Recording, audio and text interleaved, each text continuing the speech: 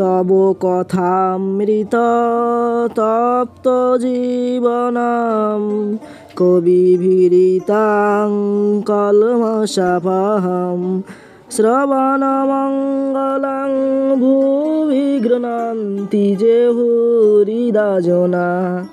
নমস্কার, সৎপ্রসঙ্গ চ্যানেলে আজ আমরা জানব বদ্ধজীবের মনের কী অবস্থা হলে মুক্তি হয়, সেই সম্পর্কে ঠাকুর শ্রী শ্রী রামকৃষ্ণ পরমহংসদেব তার কথামৃতে বলছেন। ঈশ্বরের কৃপায় তীব্র বৈরাগ্য হলে এই কামিনী কাঞ্চনে আসক্তি থেকে নিস্তার হতে পারে। তীব্র বৈরাগ্য কাকে বলে? হবে ঈশ্বরের নাম করা যাক, এসব মন্দ বৈরাগ্য।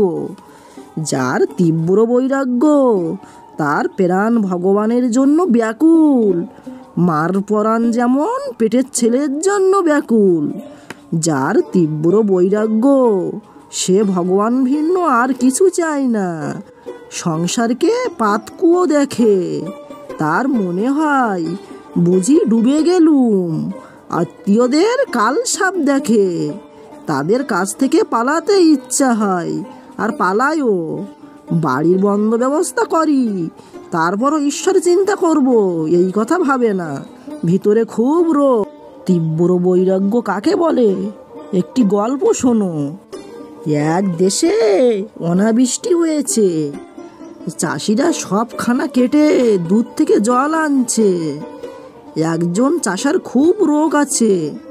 সে একদিন প্রতিজ্ঞা করলো, যতক্ষণ না জল আসে খানার সঙ্গে আর নদীর সঙ্গে এক হয়, ততক্ষণ খানা খুঁড়ে যাব। এদিকে স্নান করবার বেলা হলো। গৃহিণী মেয়ের হাতে তেল পাঠিয়ে দিল। মেয়ে বলল, বাবা বেলা হয়েছে, তেল মেখে ফেলো। সে বলল, তুই যা, আমার এখন কাজ আছে। বেলা দুপুর একটা হলো। তখন চাষা মাঠে কাজ করছে, স্নান করার নামটি নেই।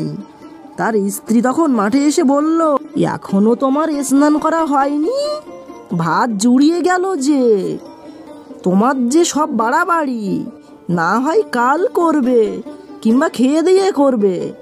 গালাগালি দিয়ে চাষা কোদাল হাতে করে তেড়ে গেল, আর বলল, তোর আক্কেল নেই, বৃষ্টি হয় নাই, চাষবাস কিছুই হলো না, এবার ছেলেপিলে কি খাবে? না খেয়ে সব মরে যাবে তো। আমি প্রতিজ্ঞা করেছি মাঠে আজ জল আনবো, তবে খাওয়া দাওয়া করব। স্ত্রী বেগতিক দেখে দৌড়ে পালিয়ে গেল। চাষা সমস্ত দিন হাড় ভাঙা পরিশ্রম করে সন্ধ্যার সময় খানার সঙ্গে নদীর যোগ করে দিল। তখন একেবারে বসে দেখতে লাগলো যে নদীর জল মাঠে কল কল করে আসছে। তার মন তখন শান্ত আর আনন্দে পরিপূর্ণ। বাড়ি গিয়ে স্ত্রীকে ডেকে বলল, নে এখন তেল দে আর একটু তামাক শ্বাস। তারপর নিশ্চিন্ত হয়ে চ্যান করে সুখে ফোঁস করে ঘুমাতে লাগলো। এই রোগ তীব্র বৈরাগ্যের উপমা। আর একজন চাষা, সেও মাঠে জল আনছিল। তার স্ত্রী যখন গেল আর বলল, অনেক বেলা হয়েছে, এখন এসো, এত কাজ করার দরকার নেই। তখন সে বেশি উচ্চবাচ্য না করে কোদাল রেখে স্ত্রীকে বলল, তুই যখন বলছিস তো চল। সে চাষার আর মাঠে জল আনা হলো না।